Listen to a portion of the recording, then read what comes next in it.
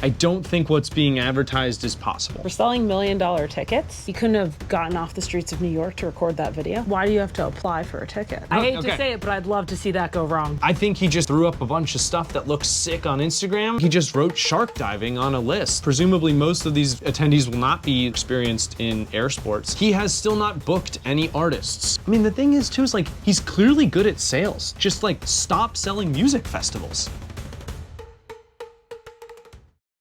You know, in either elementary or middle school, you do like the $1 million project where you have to spend $1 million.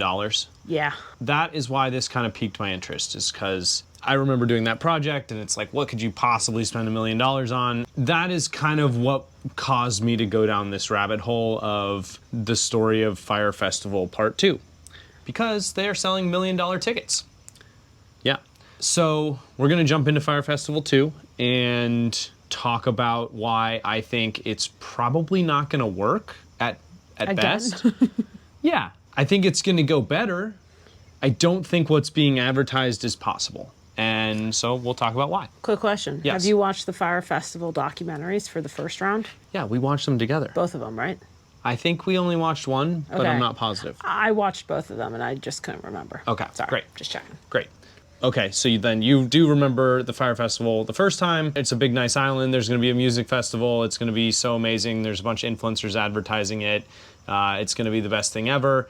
And then it turned out to be FEMA tents and cheese sandwiches. So it was kind of a humanitarian crisis. There was a Netflix documentary about it. There was a Hulu documentary about it. And it was all done by this guy, Billy McFarland, who ended up going to jail for 6 years on multiple counts of fraud. And maybe there was, and lying to federal law enforcement. So he went to prison for actually 4 years. Interestingly enough, he went to the same prison as Mike the Situation and Michael Cohen, who was Trump's fix-it lawyer. So they all were... Buddy. There's a bunch of articles about how him and Mike were friends, but if you listen to Mike on a podcast, he's like, we played Scrabble once, and it doesn't sound like they were friends. Billy also spent like 7 months in solitary confinement for recording conversations in prison, and I didn't really dig into that. Who is this kid's parents? Like, who are these people? That would have been interesting. I didn't look into that. Sorry. So he gets out of jail early. He gets out after like 4 years.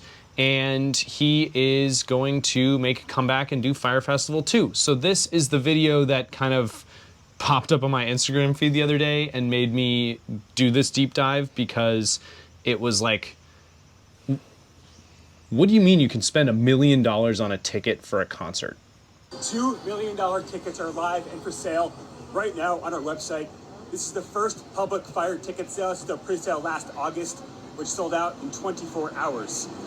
Since we secured the dates and the locations last week, we've been working hard to put together what I think is the best festival lineup of all time. And I'll be sharing it first with our 2 previous pass holders. Link in bio. So you can go on and buy this $1 million ticket here. For selling $1 million tickets, he couldn't have gotten off the streets of New York to record that video? Well, actually, that's all of his updates are like that. He's just a man of the people. I guess so. I'm not sure. So I went back and looked at some of his other updates. The first one was on September 9th of this year, and he gives us some details. He tells us when it is. It's going to be in April. He tells us where, kind of. It's going to be in a private island off of the Caribbean coast in Mexico, and ticket applications are available online. Then a couple days later, he gives us an update and says they received 20,000 ticket applications. The island only fits 3,000, so we're not worried about selling tickets anymore. We are focusing now on booking talent. Why do you have to apply for a ticket? It's Does exclusive. Does it include like a headshot for it's only exclusive. hotties? I don't know. When I actually looked to see what the ticket application looked like, and between when I first looked and when I made this presentation, tickets are now closed, so the application's gone. But basically the application was a type form workflow that asked for your basic contact information and then your Instagram handle, optional, and anything else you'd like us to know, optional. That's the whole application. then I looked at the website. This is also a link in his bio. This is a screenshot of the website. The website is one page, and it takes you immediately to the Prometheus ticket package, which is $1.1 million, not just 1 million, $1.1 million. And it gives you a little bit of information. It gives you a 4-day pass. You get all this access to things that don't really mean anything yet, because I don't know what the Prometheus Marina is. I don't know what the Fire Artist Village is. I don't know what a water stage is, and I don't really know what an underwater bar is. Also, all the talent and schedule are going to be announced later. Full details below. So if you look at some of these other ticket options, again, when I made this presentation, they took all these ticket sales offline, so you can't click on them anymore. But this Fire Starter package, the lowest option was $1,400 for 4 days. The VIP was $5,000, and the Fire Artist was $25,000. So those are the things you could buy. When I saw water stage, I really thought that meant like water for drinking, based on the last Fyre Festival. No, I think it's a floating stage. Yeah, which would. Oh, so you're getting hooked. You're getting hooked. I hate to say it, but I'd love to see that go wrong. Okay, well, we'll see. We'll see if it does. For the right artist. Okay. P did. Now, full details below, and as we've said, the devil's in the details. And the kind of theme of this presentation, as you've said in a work environment before, if you sweat the small details, the big stuff kind of just happens. So I started by looking into the small details just to kind of see what's going on. So if you look at the details of this $1 million package, right, you get all these access to different things, and then you get all these add-on activities, and they seem great. Spearfishing and lobster diving, there's zero gravity flights, there's kite surfing, there's paramotor excursions. There's no way. Hang on. There's helicopter jumps, there's shark diving, there's fire balloon jumps, there is submarine rides, and then there's jet skiing, which I think jet skiing will actually be the easiest one to pull off there. Now again, The devil's in the details. All of this is included for these $1 million pass holders, right? Fully included. Fully included for the $1 million pass holders. So let's start with lobster diving. I was just curious. I kind of Googled lobster diving on the Caribbean coast of Mexico, and lobster season is closed from March 1st to June 30th. And this is April. This is in April. It's forbidden to hunt or trap lobster because this is when they mate. So I think he just kind of threw up a bunch of stuff that looks sick on Instagram and didn't really do much research. Okay, so lobster diving, probably not going to work out. Shark diving. Well, number one, bull shark season, again, I just kind of searched this. Bull shark season is November to March in the Caribbean and Mexico. You also need scuba experience if you're going to dive with bull sharks. So then I said, okay, well, is there a snorkeling version? And there is. You can snorkel with whale sharks, which are like big and more docile, and you can snorkel with them. However, whale shark season is May to September. So again, this festival is in April. So, and when we're talking about the season for this, because for lobsters it's mating. For this, like, they won't be there, right? Because they move. Correct. Got it. Correct. So again, I don't know. I mean, I think he just wrote shark diving on a list, and or he did it intentionally because, like, they could be there. You're 1 month off, and then he saves himself he gets himself into a bunch of lawsuits, but he saves himself a bunch of people drunkenly trying to do this. I don't know. I mean, he's pre-sold these things, insane. Assuming people buy this ticket. And then you look at paramotoring, skydiving out of either the hot air balloon or the helicopter, and these are activities that require like a license or experience to do solo and gear, or you're gonna have to do a tandem. I actually emailed them wondering about, hey, are these only tandems, or can, like, if I have my own gear and a skydiving license, can I participate? And they said, they actually got back to me really fast. It was less than 24 hours. And they said, yes, solo jumps will be available. All the info I gave them is, I'm a licensed skydiver. If I have my own gear, can I jump alone? And they said yes. Also, I'm not sure why the History at I don't know what that feels tongue-in-cheek in a way that we don't yet understand. Yeah, I thought that was bizarre. But anyway, to their credit, they did respond very promptly, which is also interesting because this was after they said they have had 20,000 ticket applications. So I'm not really sure why. That's what they're responding to? Yep. You haven't even bought a ticket. Exactly. Anyway, if you're going to do tandems, because presumably most of these attendees will not be licensed or experienced in air sports, you're going to need like tandem instructors, you're going to need packers, and the island, again, only fits 3,000 people, according to Billy. So I just kind of ran through a scenario of like, how could they possibly funnel all these people through this activity? On a really busy day at a really major US skydiving operation, you can do like 100, maybe 120 tandem jumps a day. But you're gonna have 8 to 12 instructors, you're gonna have a couple packers, and you're gonna be flying 2 planes all day long. That would be a huge buzzkill for a music festival. The planes? Yeah. Yeah, I didn't even think of that. Yes, you're right. And then helicopters and balloons can't carry as many passengers as a plane, so your capacity is going to be a little limited, but no big deal, right? Only the $1 million ticket holders get this. Actually, the next tier, the Fyre Artist tier, the $25,000 package, all of these activities are also included for them. Great. And then on top of that, the basic packages, these are add-on a la carte activities where you can purchase them at a later date. Presumably, they're going to be pre-sold as well. That's just a guess, but, you know, it wouldn't surprise me. So you have definitely sold them to the $1 million ticket holders. You've also sold them to the $25,000 VIP ticket holders.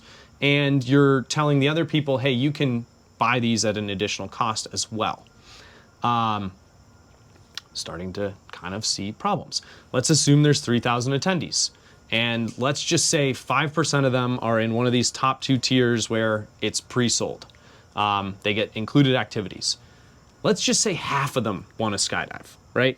150 people total. You've pre-sold this.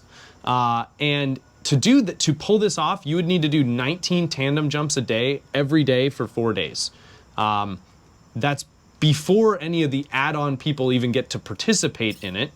And it doesn't consider someone wanting to do both the helicopter jump and the balloon jump, which you have sold them if they're in these included ticket prices. So again, I know I'm going super deep into the whole skydiving thing, but it's like devil's in the details. This just isn't thought through. I really want to meet this Billy guy. Let's go to the zero gravity plane ride. So zero gravity plane ride, right? Commercial pricing on that, like, or not commercial pricing, but like regular pricing, is really expensive. It's $9,900 if you want to do just go on your own. There's a slightly cheaper option in Europe. I think it was like $8,000 or so. And it seems like the plane also only fits, if you do the whole thing private flight, it only fits 28 seats. So it's not a ton of people to begin with. And this is being done on a Boeing 727, a massive plane. Now this island only fits 3,000 people. Presumably you're not able to land a jet airliner on this island. So you're gonna need to go to the mainland to deal with this. I'll get into that, how that doesn't make sense for some of the accommodations you've offered these people in a moment. There is zero gravity flights available on a smaller plane. There's a Falcon 20, which has 5 seats, which they've done zero gravity flights on. It's mostly for science. The company that operated this is actually no longer in business. So maybe he's figured out some option to get this available to people behind the scenes. I don't know. But again, let's just make these same assumptions. There's 3,000 people. 5% of them you have pre-sold these activities to. Half of them want to do it.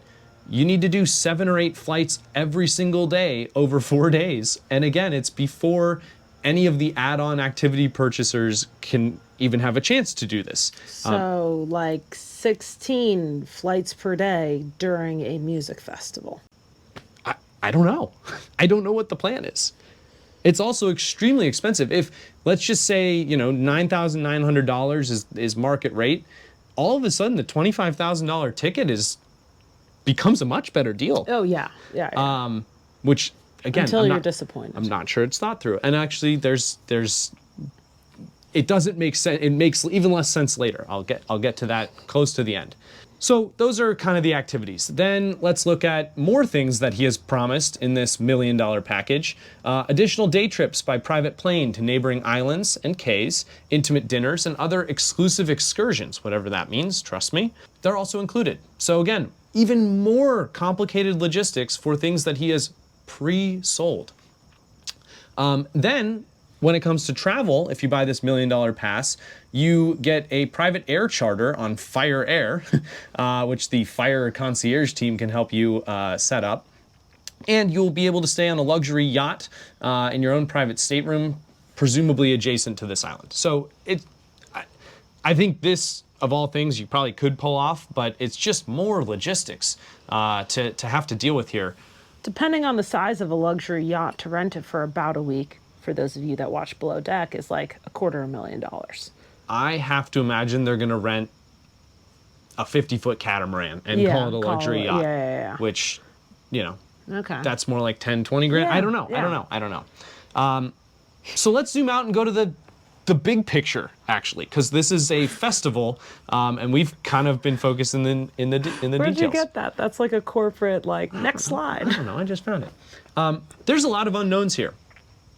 So the location is currently unknown. We know it's in the Mexican Caribbean. Yep. The travel information provided tells you that commercial flights are readily available into a nearby airport, and they can help you with your private flights if that's what you want to do.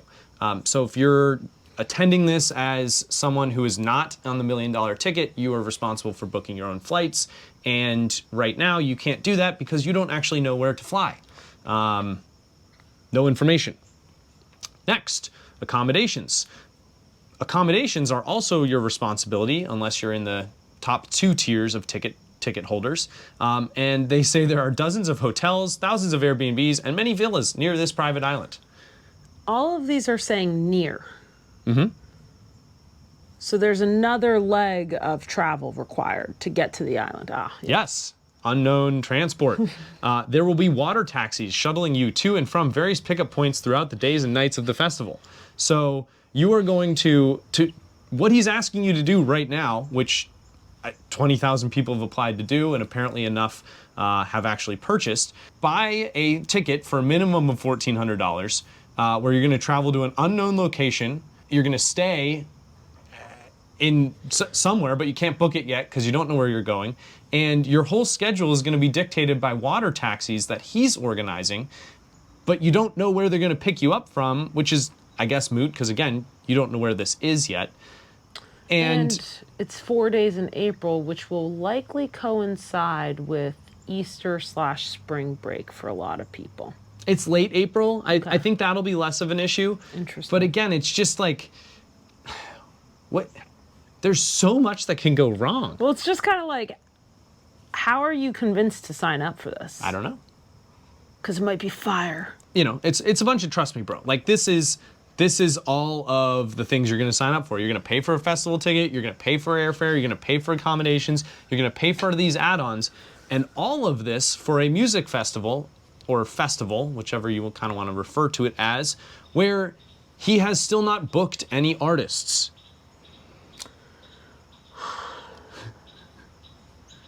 Now, After Fyre Festival 1, I hope like Kendall Jenner, Bella Hadid, Alessandra Ambrosio are mortified for having their names associated with that like orange square when it first came out. But like, what artist in their right mind is signing up to perform at this? I don't know.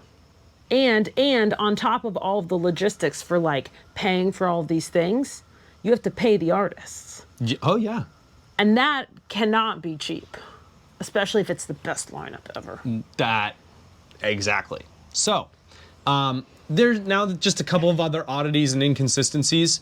So there's these 4 tiers. The Fyre VIP is the second cheapest tier, And if you look at what it includes access to, it's the only tier that references the fight pit, which the fight pit seems to be something that Billy has talked about in a couple of interviews where they want to do like karate matches or MMA stuff there. Billy's been doing some kind of MMA, it looks like. But I just thought it was interesting that like the only tier that says they get access to it, I'm sure this is just a mistake, but again, it's like you can't be selling things for thousands and thousands of dollars and making mistakes like this.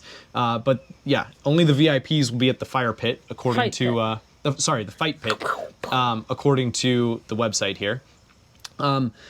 The top two tiers, the $1 million tickets, the $25,000 tickets, they all have on-site accommodations, but there's not really mention of food and beverage at all, including for the on-site accommodations. Again, I'm sure that's a detail that's worked out later, but given his past, I would be curious what the plan is for feeding me on this private island that I'm going to be flying into. Remember last time how that went? And then the other one, this one just kind of cracked me up. So remember all those included activities? The Fire Artist tier, that's the $25,000 one, all the activities are included except the submarine. Now, the zero-G flight included costs $9,900. On the low end. On the low end. And again, maybe he's negotiated that down through economies of scale of some kind. I don't know. But the submarine, if I just like go to the Mexican Caribbean and want to ride in the submarine, it's $130. So I just like, I don't get it. Do you think Billy ever took an economics class? I don't know. Or a math class, maybe? I don't know. So that one cracked me up. And then, speaking of economics, I ballparked numbers. I looked at all the ticket sales and ticket tiers. So the pre-sale, they did sell $500 tickets like a year ago. They sold 100 of them. So that top line is locked in. The rest, I just kind of made assumptions. Let's say that earlier I used 5% are going to be in the artist or Prometheus tier. And then I just said, let's say starter is 70%, right? So, and I was generous. I said he's going to sell 7 of these $1 million tickets. I don't know if that'll happen, but maybe it will. And so that puts his revenue here from ticket sales, at least, at $17.5 million. Now, if we assume that he is only going to sell 2 of the Prometheus tickets, which is how many he's put on sale right now, that drops his revenue to $12 million. So his revenue is really tied to how many of these Prometheus tickets he could sell. Like really, really tied to it. We haven't even talked about cost of goods sold yet. Yes, and then I said, okay, let's throw him a bone. Like, even if starter ticket is only 30% of sales, let's say most people are buying not the cheapest tier, and I bumped up the Prometheus to 5 for this scenario, it's still really hard for him to break 20 million in revenue. Like, really hard. So I don't understand the plan from that, because these costs are going to add up. Artist fees, so Coachella headliners make $2 to $8 million. That's what I wanted to know. If you're gonna have the best lineup ever, you're presumably getting a Coachella caliber headliner. So that's there's a spectrum of how much they make there, but roughly that much. You need to rent the private island. You need to have all kinds of infrastructure for the private island, which he said he's outsourced. In an interview, he said he is bad at that stuff, so he has another company doing that. No idea what that cost structure looks like. There's then the festival infrastructure, which is separate from like making sure people survive there, but you need to build stages and you need to build art installations. You've got a floating bar, you've got an underwater bar.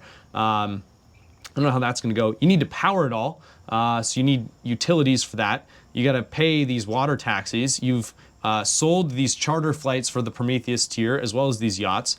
I hope he's getting insurance. I don't know who would insure this, but I hope he is. You need security because it's a music festival. Yeah, it's a music festival. It's a bunch of randos trapped on an island together. Yep.